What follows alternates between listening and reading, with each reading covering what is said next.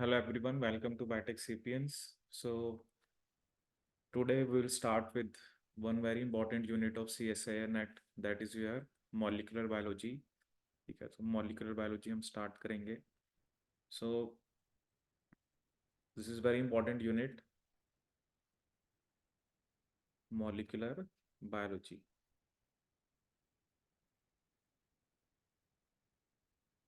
So molecular biology के अंदर जैसे अगर मैं टॉपिक्स बताऊं कि जिनके ऊपर बेसिकली एग्जाम्स में क्वेश्चन आते हैं या टिपिकली अगर हम देखें, ठीक है, ब्रॉडली हम जो जो टॉपिक्स हैं, जैसे हम न्यूक्लिक एसिड्स के बारे में पढ़ेंगे. ठीक है, nucleic acids. Okay. We'll study about DNA replication. DNA replication. We'll study about transcription.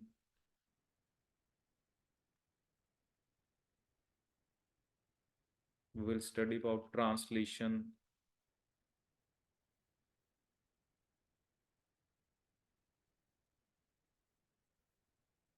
या इसके अलावा जैसे आपके ऑपेरॉन सिस्टम्स हो गए, लैक ऑपेरॉन होता है, ट्रिप्टोफैन ऑपेरॉन होता है. ठीक है, ऑपेरॉन सिस्टम्स के बारे में हम पढ़ेंगे.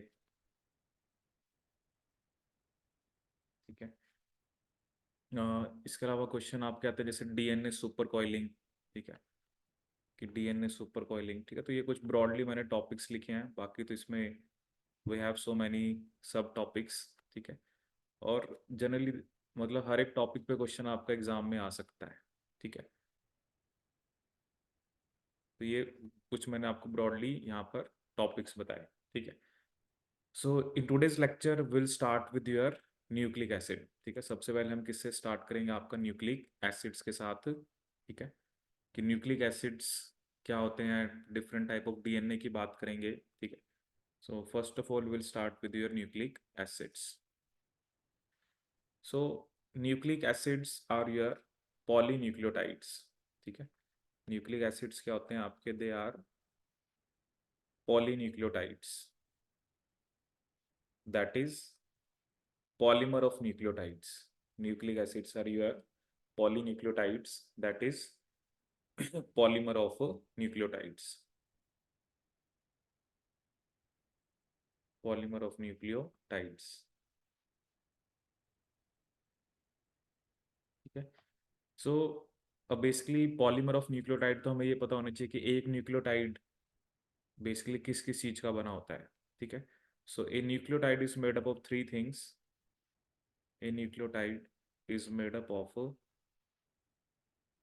a nucleotide is made up of three things. First is your nitrogenous base. Okay, second is your pentose sugar, and third is phosphate group. Nitrogenous base, pentose sugar and phosphate group. ठीक है, तो ये तीन components होते हैं एक nucleotide के. ठीक है, उसमें आपका बेस होगा, शुगर होगी और आपकी फॉस्फेट. ठीक है, तो नाइट्रोजनस बेसिस जनरली हम दो टाइप्स के होते हैं. ठीक है, एक होते हैं प्यूरिन्स, एक होते हैं पिरिमिडिन्स. ठीक है, तो प्यूरिन्स वो होते हैं जिसमें सिंगल रिंग होती है. ठीक है, जैसे एडेनिन हो गया, ग्वानिन हो गया. ठीक है, ये प्यूरिन्स के एग्जाम्पल हैं. ठीक है, इनमें डबल रिंग होती है. ठीक है, and one we have pyrimidines which are your single ring structure. ठीक है, तो पिरिमिडिन्स के अंदर क्या क्या आता है आपका, cytosine, thymine and uracil. Cytosine, thymine and uracil. ठीक है, तो थायमिन सिर्फ जैसे डीएनए में होता है, यूरेसिल आपका सिर्फ आरएनए में होता है. ठीक है, adenine, guanine and cytosine they are common, क्योंकि ये डीएनए आरएनए दोनों में ही होते हैं. ठीक है, लेकिन थायमिन आपका डीएनए में होता है और यूरेसिल किस में होता है, आपका आरएनए में. ठीक है, तो अभी देखेंगे इनके स्ट्रक्चर्स भी देखेंगे. शुगर की बात की जाए तो बेसिकली हम दो टाइप की शुगर की बात करेंगे, एक होती है राइबोस, एक होती है आपकी डीऑक्सी। ठीक है, तो राइबोस होती है आपकी आरएनए में और डीऑक्सीराइबोस होती है आपकी डीएनए में. ठीक है, तो दो टाइप की शुगर है, राइबोस एंड डीऑक्सीराइबोस. ठीक है, तो राइबोस में जैसे अगर हम देखें स्ट्रक्चर, तो यहाँ पर भी OH ग्रुप होता है और यहाँ पर भी, दिस इज राइबोस, ठीक है। लेकिन डीऑक्सीराइबोस में सिर्फ आपका जो OH होता है that is at 3' position only, ठीक है। सो अगर हम यहाँ पे नंबरिंग करें, दिस इज 1', 2', 3', ठीक है। और यहाँ पर ये 1', 2' एंड 3', ठीक है। सो राइबोस में 2', 3' पे दोनों पे OH ग्रुप होता है, डीऑक्सीराइबोस में सिर्फ 3' पे होता है, ठीक है। Because of this extra 2' OH group, ठीक है, जो RNA होता है वो आपका ज्यादा रिएक्टिव होता है DNA से, ठीक है। So because of extra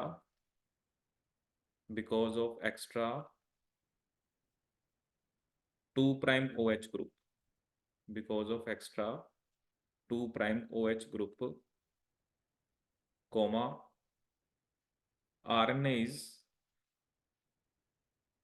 more reactive as compared to DNA, ठीक है। RNA is more reactive as compared to DNA, ठीक है।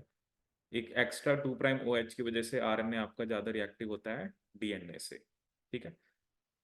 फॉस्फेट ग्रुप की बात करें तो फॉस्फेट के कारण ही DNA पे नेगेटिव चार्ज होता है, ठीक है। Because of phosphate group DNA is negatively charged, that is acidic in nature, ठीक है। Because of phosphate group DNA is negatively charged, ठीक है, that is acidic in nature,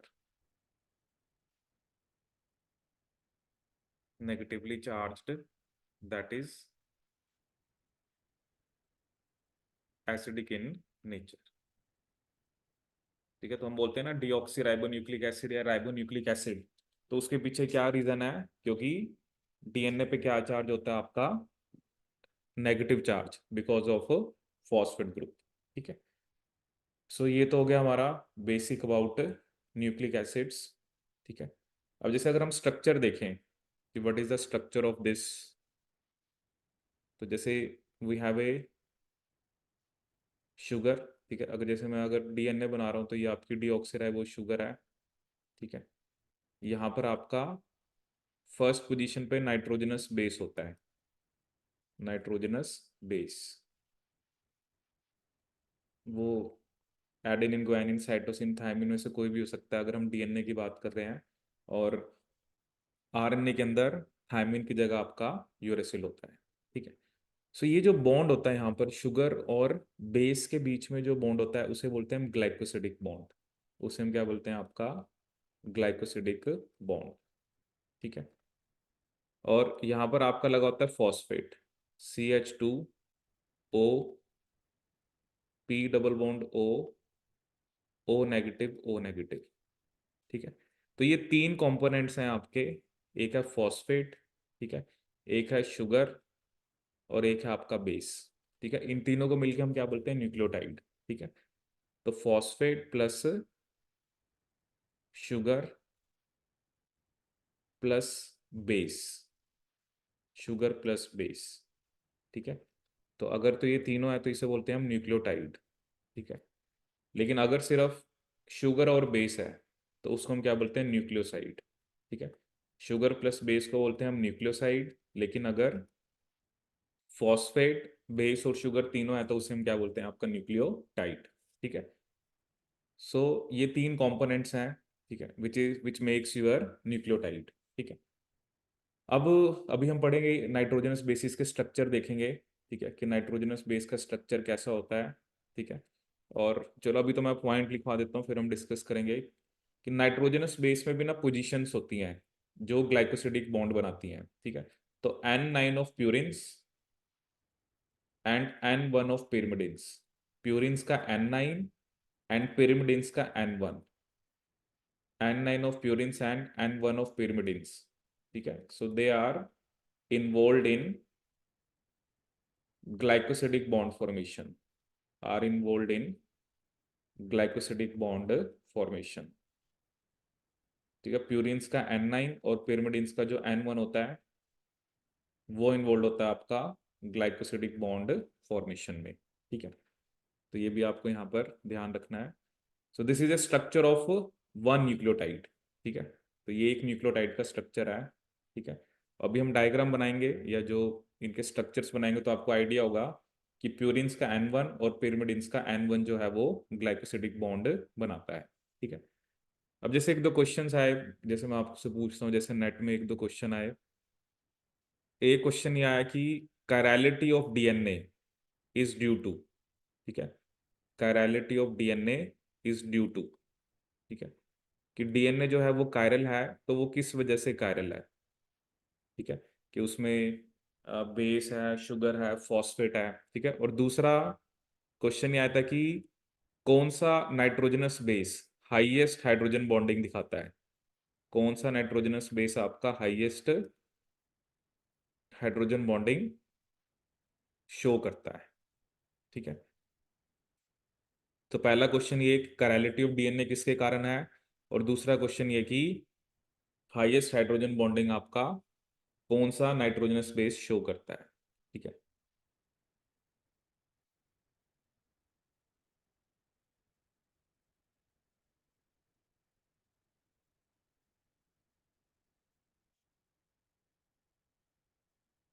ठीक है, चलिए देखते हैं इसको भी। और अभी हम स्ट्रक्चर्स भी बनाएंगे प्यूरिन्स पिरिमिडिन्स के।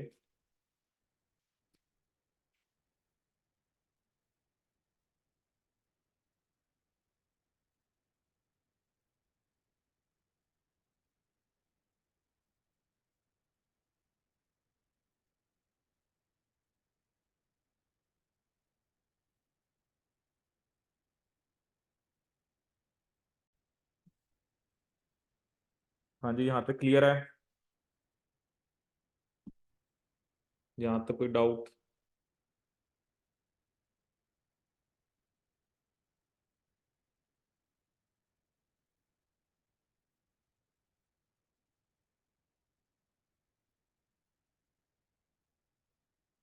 देखो एक बार इसको।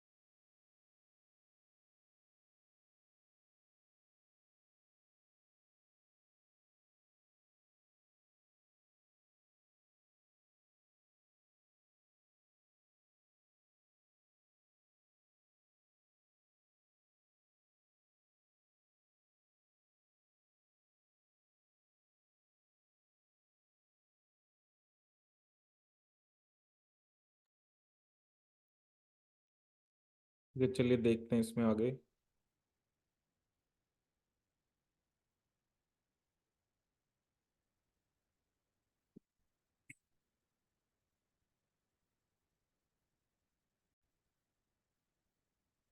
ठीक है। सो नेक्स्ट इसमें हम देखते हैं आपका जो, जैसे यूरेसिल की अलग अलग फॉर्म्स होती हैं। यूरेसिल, ठीक है, जो यूरेसिल है उसकी हम डिफरेंट फॉर्म्स की बात करेंगे।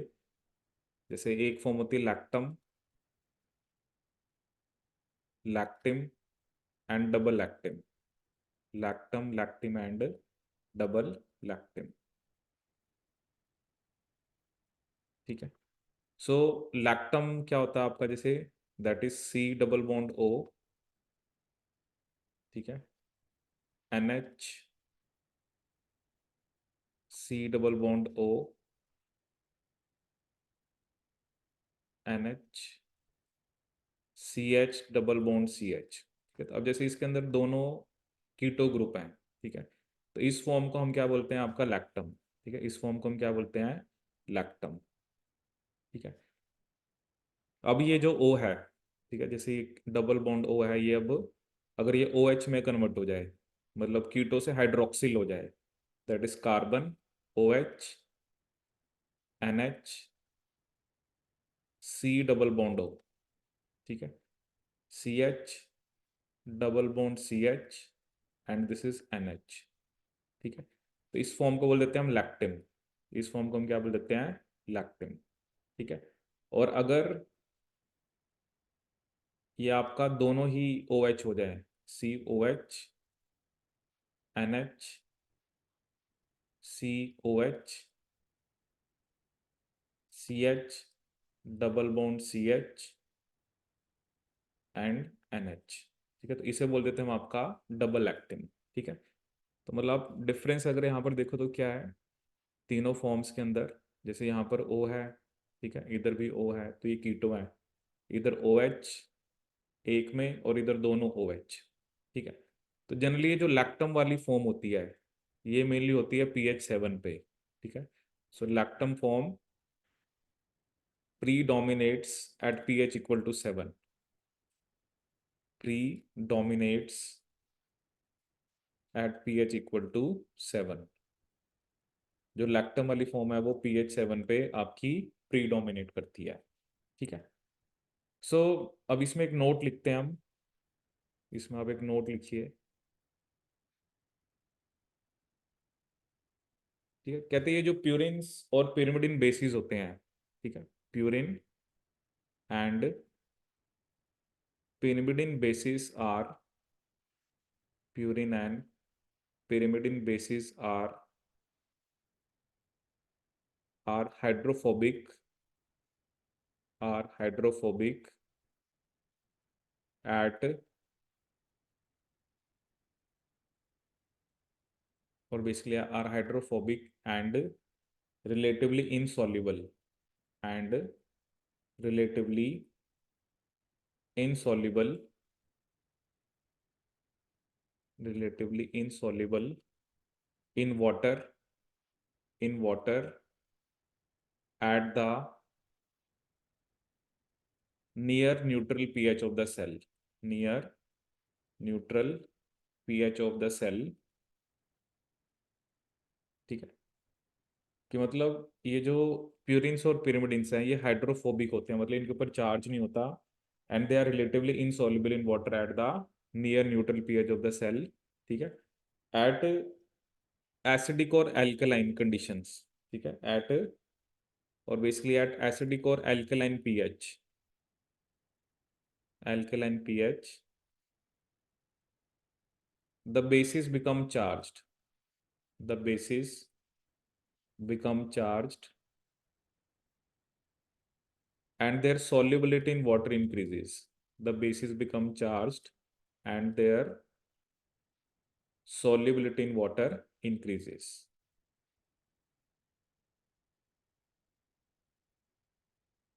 ठीक है, जो प्यूरिन्स और pyrimidines हैं, बेसिकली पहले तो वो हाइड्रोफोबिक हैं and they are relatively insoluble in water. ठीक है, at the near neutral pH of the cell. लेकिन जैसे ही कंडीशंस एसिडिक और एल्कलाइन होती हैं, मतलब आप कम पीएच की तरफ जाते हो या ज्यादा की तरफ, तो उन पे चार्ज आ जाता है, क्योंकि वाटर पोलर है ना। अगर आपको किसी चीज को डिसॉल्व करना है पोलर सॉल्वेंट में, तो वो पोलर होना चाहिए। ठीक है, इसलिए न्यूट्रल पीएच पे तो इनके ऊपर चार्ज था नहीं, तो इसकी वजह से इनकी सॉल्युबिलिटी क्या थी, कम, ठीक है, या यू कैन से कि they are relatively insoluble, but acidic और एल्कलाइन कंडीशंस पे इन पे चार्ज आ जाता है और इनकी सॉल्युबिलिटी जो है वो वाटर में इंक्रीज हो जाती है, ठीक है। सो ये हो गया हमारा बेसिक न्यूक्लिक एसिड्स के बारे में, ठीक है। अब हम नेक्स्ट बहुत इंपॉर्टेंट टॉपिक पढ़ेंगे कि न्यूक्लिक एसिड स्ट्रक्चर, ठीक है। नेक्स्ट हम क्या पढ़ेंगे, nucleic acid structure, nucleic acid structure, ठीक है। और इसमें हम सबसे पहले बात करेंगे आपके चार्गफ रूल की, ठीक है। इसमें हम सबसे पहले बात करेंगे चार्गफ कंक्लूजन्स की, ठीक है। व्हाट आर चार्गफ कंक्लूजन्स, चार्गफ कंक्लूजन्स, ठीक है, कि चार्गफ ने क्या क्या कंक्लूजन दी थी, ठीक है। तो सबसे पहले उसकी कंक्लूजन क्या थी, that is the base composition of DNA, ठीक है, the base composition of DNA, the base composition of DNA generally varies from species to species, ठीक है। The base composition of DNA generally varies from species to species, species to species, ठीक है। जैसे basically अगर हम बात करें, अलग अलग प्लांट्स हैं, अलग अलग एनिमल्स हैं, आपके माइक्रोब्स हैं, ठीक है, सभी के अंदर बेस कॉम्पोजिशन अलग है, ठीक है। जैसे अगर हम बात करें जैसे ई कोलाई, इन ई कोलाई आपके 4.6 इंटू 10 की पावर 6 बेस पेयर होते हैं, ठीक है। आज ये मॉर्निंग में भी मैं डिस्कस कर रहा था। देखो क्या है ना, ये सब चीज़ें इसलिए बेसिक पढ़ो, ठीक है। तो सुबह वाले बच्चों को मैंने कहा होता है एनसीईआरटी आप पढ़ो, तो ये मेंशन्ड है बैक्टीरिया में कितने होते हैं, ठीक है। एक मेंशन्ड है आपका ह्यूमंस का हैप्लॉइड, मतलब 23 क्रोमोसोम्स पे हमारे कितने होते हैं, दैट इज 3.3 इंटू 10 की पावर 9 बेस पेयर, ठीक है। एक मेंशन है एनसीईआरटी के अंदर बैक्टीरियोफाज लैम्डा, बैक्टीरियोफाज लैम्डा, ठीक है, कि जो बैक्टीरियोफाज लैम्डा है उसमें आपके कितने होते हैं 48502 बेस पेयर, ठीक है। और एक बेसिकली हम बात करते हैं that is of your 5 into 174, ठीक है, which is also a bacteriophage. तो इसमें मेंशन है वहां पर 5386 न्यूक्लियोटाइड्स, ठीक है। अब इसमें न्यूक्लियोटाइड्स इसलिए लिखे हुए हैं क्योंकि ये सिंगल स्टैंडर्ड होता है, ठीक है। ये जो बैक्टीरियोफाज है इसका डीएनए सिंगल स्टैंडर्ड है, बट बाकी सब में बेस पेयर इसलिए लिखे हुए हैं क्योंकि वो डबल स्टैंडर्ड है, ठीक है। तो अभी तो जैसे मैंने 3 4 एग्जाम्पल दिए ना, इतने सारे प्लांट्स हैं, इतने सारे एनिमल्स हैं, सबके अंदर डीएनए जो है वो डिफरेंट होता है, ठीक है। सेकंड पॉइंट क्या है कि DNA specimens, DNA specimens isolated from DNA specimens isolated from different tissues of the same species, different tissues of the same species, of the same species have the same base composition, species have the same base composition, same base composition, ठीक है। कह रहे कि जो DNA specimens को अगर हम isolate करें from different tissues of the same species, ठीक है, तो उनकी जो कॉम्पोजिशन है वो क्या होती है आपकी, सेम है, ठीक है। जैसे अगर हम अपने लीवर, हार्ट, ब्रेन, हम अपने किसी भी हमारे जिन भी सेल्स के अंदर डीएनए है, आप किसी में से भी डीएनए को आइसोलेट करो, उनके अंदर सेम बेस कॉम्पोजिशन है, ठीक है। थर्ड कि जो थर्ड ये है कि जो आपका बेस कॉम्पोजिशन है, ठीक है, the base composition of DNA, the base composition of DNA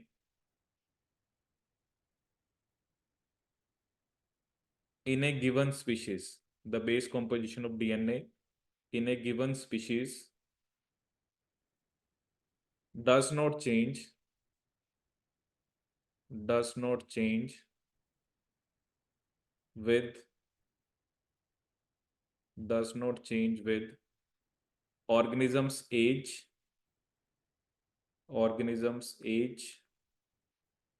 comma, nutritional state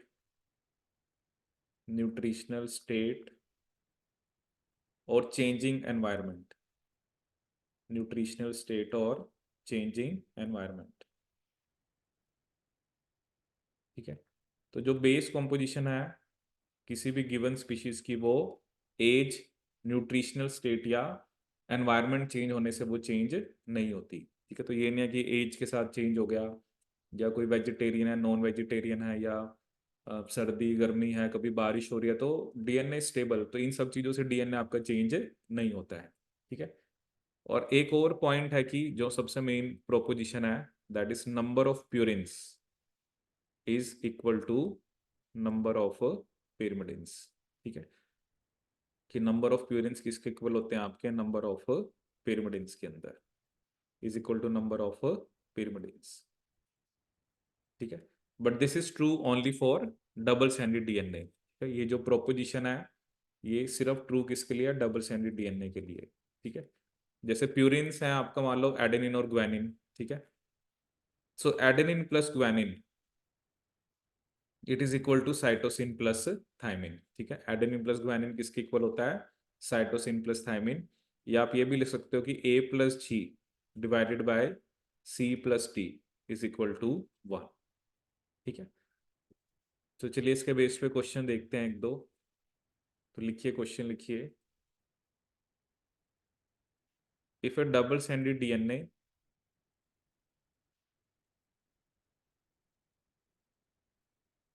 contains if a double stranded DNA contains your 16.5% adenine, then calculate the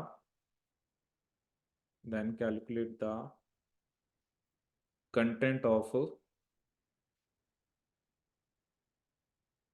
G, C and T. Guanine, cytosine और thiamine का content आपका क्या होगा. ठीक है, पहला question यह है. और दूसरा क्वेश्चन यह है कि if A double standard DNA contains, if A double standard DNA contains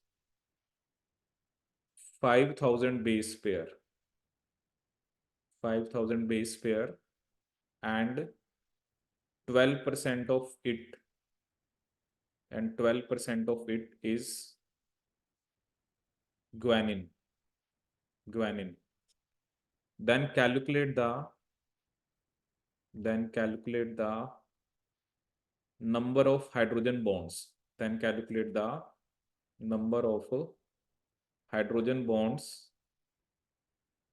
in this DNA, calculate the number of hydrogen bonds in this DNA. ठीक है, और एज वी नो कि A और T के अंदर आपका डबल हाइड्रोजन बॉन्ड होता है, और G और C में क्या होता है आपका ट्रिपल हाइड्रोजन बॉन्ड. ठीक है, करिए इन दोनों क्वेश्चंस को ट्राई. तो चलिए देखते हैं इन दोनों क्वेश्चंस को. तो फर्स्ट क्वेश्चन क्या है कि एक डबल स्टैंडर्ड डीएनए के अंदर 16.5% आपका एडेनिन है. ठीक है, तो आपने ये बताना है कि GCOT कितना है. ठीक, तो डबल स्टैंडर्ड डीएनए में जितना A होता है उतना ही T होता है. ठीक है, तो अगर 16.5% A है तो 16.5% ही आपका T होगा. ठीक है, तो दोनों को ऐड करके कितना हो गया, 33%. ठीक है, सो बाकी आपके पास कितना रह गया, 67. तो 67 में से 33.5% आपका G होगा, और 33.5% ही आपका C होगा. ठीक है, तो जितना A होता है उतना ही T होता है, और जितना G होता है उतना ही आपका C होता है. ठीक है, तो एक तो ये हो गया. दूसरा क्वेश्चन यह कि डबल स्टैंडर्ड डीएनए के अंदर 5000 बेस पेयर हैं, और उसमें से 12% आपका ग्वानिन है. तो आपने ये बताना है कि कितने हाइड्रोजन बॉन्ड्स होंगे इस डीएनए के अंदर. ठीक है, तो चलिए देखते हैं. सो डबल स्टैंडर्ड डीएनए में आपके 5000 क्या है, बेस पेयर. ठीक है, अब देखो, अगर तो आपको बेस पेयर गिवन है तो पहले आप उसको बेसिस में कन्वर्ट कर लो, ठीक है। डबल स्ट्रैंडेड डीएनए में 5000 बेस पेयर हैं, सो first of all convert it into 10,000 basis, 10,000 basis, ठीक है। अब उसने कहा कि इसका जो 12% है वो आपका क्या है, ग्वानिन, ठीक है। तो 12/100 इंटू 10,000, ठीक है। 12/100 इंटू 10,000, तो जैसे ये आपकी 2 0 कैंसिल हो गई, तो इसका मतलब 1200 आपके ग्वानिन है, ठीक है। अगर 1200 ग्वानिन है तो साइटोसिन भी कितने होंगे, 1200, ठीक है। और दोनों के बीच में ट्रिपल हाइड्रोजन बॉन्ड होता है, ठीक है। सो 1200 इंटू टू, और सॉरी इंटू थ्री, 3600 तो आपके ये हो गए, ठीक है। तो 1200 1200 2400 तो ये हो गए, टोटल कितने थे, 10,000, ठीक है। तो 10,000 में से अगर मैं 2400 को सब्ट्रैक्ट करूंगा तो ये आएगा 7600, ठीक है। मतलब 7600 में से 3800 आपके क्या होंगे, 3800 विल बी योर ए, और 3800 ये आपके क्या होंगे, पी, ठीक है। तो इन दोनों में क्या है, डबल हाइड्रोजन बॉन्ड है, ठीक है। So 3800 into two will be equal to 7600, ठीक है। और जब आप इन दोनों को ऐड करोगे, so total it will be your 3600 plus 7600, तो ये आ जाएगा आपका 24 और 1200, मतलब 11,200। This will be the number of hydrogen bonds, ठीक है। तो सिंपल सी अप्रोच होती है, पहले आप बेसिस लिखो कितने आए, फिर आप देखो जो आपको गिवन है, जैसे 12% उसने मुझे ग्वानिन दे रखा था, तो जितना ग्वानिन होगा उतना ही साइटोसिन होगा, ठीक है। तो क्योंकि जी और सी में ट्रिपल हाइड्रोजन बॉन्ड होता है तो मैंने 3 से मल्टीप्लाई कर दिया, और ए और टी में आपका डबल हाइड्रोजन बॉन्ड होता है, ठीक है। So this is your basically concept of, इस टाइप का क्वेश्चन आता है, ठीक है।